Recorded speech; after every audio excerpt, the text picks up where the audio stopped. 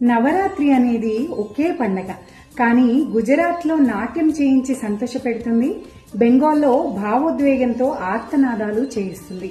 గుజరాత్లో అందరూ గర్భా నాట్యం చేస్తూ ఉత్సాహంగా ఉంటారు.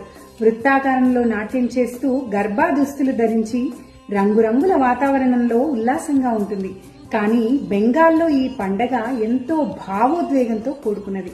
దుర్గామాతను కూతురులా భావించి ఉమా అనే పేరుతో 4 పిల్లలతో వచ్చినట్లు స్వాగతిస్తారు.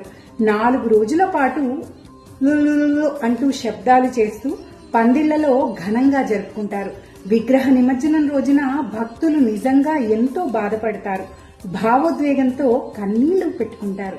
తల్లిదండ్రులు తమ కూతురిని అత్తవారింటికి పంపినప్పుడు ఎలాంటి బాధను అనుభవిస్తారో అలాంటి భావనతో ఉంటారు.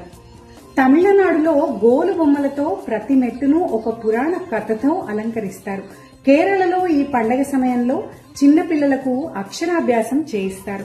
తెలంగాణలో ఆడపడుచులు రంగురంగుల పూలతో బతుకమ్మను పేర్చి దాని చుట్టూ తిరుగుతూ పాటలు పాడుతూ ఆనందంగా ఆడతారు.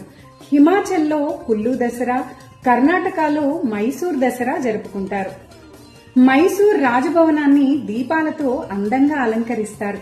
ఉత్తర భారతదేశంలో చాలా ప్రాంతంలో చిన్న పిల్లలను అంటే కన్యలను దుర్గాదేవిగా భావించి కన్య పూజ చేస్తారు.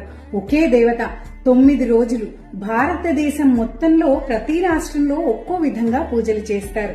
మనది ఏ రాష్ట్రం అయితేనేం, మనది ఏ సాంప్రదాయం అయితేనేం, అందరికీ దసరా శుభాకాంక్షలు.